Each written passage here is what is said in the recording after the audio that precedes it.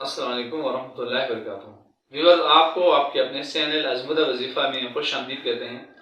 اللہ تعالیٰ سے امید کرتے ہیں آپ خیریت سے ہوں گے۔ یہ دعا بھی کرتے ہیں جہاں رہیں خوش رہیں، سلامت رہیں اور مسکراہٹیں بکھیرتے رہیں۔ ویورز، آج کا ہمارا جو ٹاپک ہے، بہت سے احباب نے یہ پوچھا ہے کہ بواسیر کے حوالے سے کہ بواسیر کیا ہے، اس کی کتنی قسمیں ہیں، اور اسی طرح سے کراچی کے اپنی اسلام آباد سے ایک بھائی غلام رسول صاحب نے انہوں نے یہ کہا کہ مجھے کافی عرصے سے بواسیر ہے اور اس کی بڑی تکلیف ہے، اور اس کے لیے کوئی ایسا ہمیں عمل بتا دیں، کوئی ایسا ٹوٹکا بتا دیں، کوئی ایسا حکیم صاحب سے مشورہ یا جو کچھ بھی آپ سے ہو سکتا ہے اس میں ہماری ہیلپ کریں۔ تو ویور، اسی طرح سے ایک حکیم صاحب ہمارے بہت ہی مشہور طب کے حوالے سے وہ جانے جاتے ہیں، مطلب بڑے مشہور حکیم صاحب ہیں اور خاندانی حکیم صاحب ہیں۔ تو انہوں نے ایک پوری رپورٹ تیار کی ہے، اس رپورٹ کو میں آپ کے سامنے تیار رکھوں گا، اور اس کے لیے آپ کو دھیان سے جو ہے میری باتوں کو سننا ہوگا، اور پھر اس کے بعد اس کا علاج بھی بتایا انہوں نے، اور اس کا آپ کو نمبر بھی اسکرین کے اوپر آپ کو اس کا نظر آئے گا، تاکہ آپ بر وقت ان سے رابطہ کریں اور اس پریشانی سے بچیں۔ بہت سے احباب ایسے ہوتے ہیں جو شرمندگی کی وجہ سے کسی کو بتا نہیں سکتے اور شرم محسوس کرتے ہیں، اس لیے ہم نے کوشش کی ہے، حکیم صاحب نے بڑی محنت سے بواسیر کی قسمیں بھی انہوں نے بتائی ہیں، اور قسموں کے ساتھ ساتھ انہوں نے ان کا علاج بھی بتایا ہے۔ تو حکیم صاحب یہ کہتے ہیں کہ مسوں کے لحاظ سے بواسیر کی 3 قسمیں ہیں۔ ایک اندرونی بواسیر ہے، دوسری درمیانی ہے، اور تیسری بیرونی ہے۔ کہتے ہیں کہ اندرونی بواسیر میں مس گہرائی میں اندر کی طرف ہوتے ہیں، اور انہیں عام حالت میں دیکھا یا محسوس نہیں کیا جا سکتا، ان میں درد یا تکلیف زیادہ نہیں ہوتی۔ یہی حالت بیرونی بواسیر میں ہوتی ہے، مگر اس صورت میں مسوں سے خون کا اخراج ہوتا رہتا ہے۔ درمیانی بواسیر سے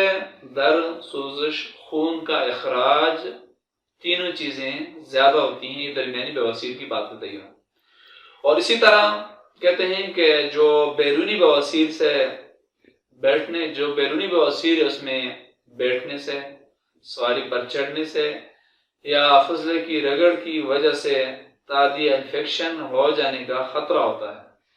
اگر تعدیہ ہو جائے تو سوزش بڑھ جاتی ہے، تکلیف و درد میں اضافہ ہو جاتا ہے، مسوں کو اندر کرنا دشوار ہو جاتا ہے۔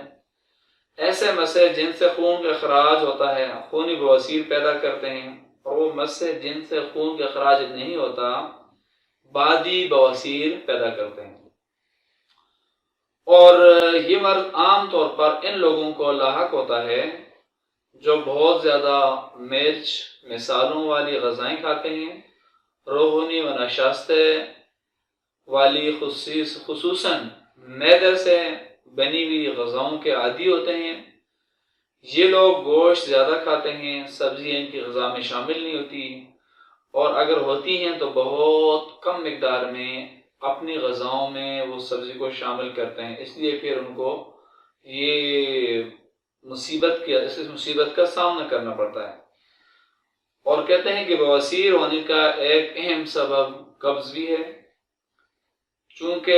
قبض کی وجہ سے مقعد میں خون کی رگوں پر مسلسل دباؤ پڑتا رہتا ہے، لہذا دوران خون میں رکاوٹ پیدا ہو کر رگیں پھول جاتی ہیں، مسے بن جاتے ہیں، پھر قبض کی صورت میں سخت اور خشک فضلہ خارج ہوتا ہے۔ اس کی رگڑ اور خراش سے خون کی رگوں کے منہ جو کھل جاتے ہیں اور زخم پیدا ہو کر خون خارج ہونے لگتا ہے، جو بعد میں مسے کی شکل اختیار کر لیتا ہے۔ پیٹ کے کیڑے، خاص طور پر چلونے، بھی اس مرض کے پیدائش میں اہم کردار ادا کرتے ہیں، چونکہ وہ آنت کے نچلے حصے میں ہی رہتے ہیں اور رات کو مقعد میں انڈے دینے کا سلسلہ شروع کرتے ہیں اور کاٹتے ہیں، جس کی وجہ سے مقعد میں سخت بے چینی اور خارش ہو جاتی ہے۔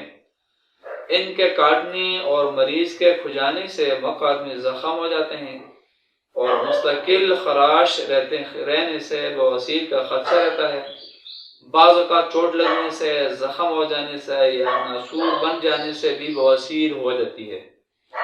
بواسیر صرف قبض کی وجہ سے نہیں ہوتی بلکہ زیادہ دنوں تک دستوں کا آنا بھی اس کے اسباب میں شامل ہے،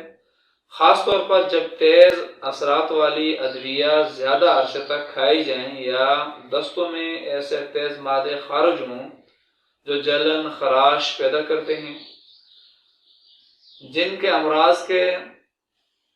بعض دفعہ کہتے ہیں ایسا ہوتا ہے کہ جگر کے امراض کے نتیجے میں بھی بواسیر ہو جاتی ہے، خصوصاً جگر کا فعل سست ہو جائے اور اس سے بھی متعلقہ خون کی رگوں میں دوران خون سست ہو کر اکٹھا ہو جاتا ہے۔ تو ویور آپ نے دیکھا کہ بواسیر کیسی ایک گندی بیماری ہے کہ جو ہماری اپنی بے احتیاطی کی وجہ سے، ہماری غفلت کی وجہ سے ہوتی ہے، اور سبزیوں کا غذا کے اندر استعمال نہ کرنا یا کم کرنا، پانی کا کم استعمال کرنے سے بھی یہ بیماری ہو جاتی ہے۔ اب اس کا حل کیا ہے؟ اس کا حل مہر طب سے فری مشورے کے لیے، فری مشورہ بھی آپ کو اس کے بارے میں ملے گا، مزید معلومات بھی آپ کو ملے گی، اور حکیم صاحب شیر افضل صاحب، ان کا نیچے اسکرین کے اوپر آپ کو نظر آئے گا، یہ نمبر انہی حکیم صاحب کا ہے جس کو آپ اسکرین کے اوپر دیکھ رہے ہیں، جس کے بارے میں یہ ہم بات کر رہے ہیں۔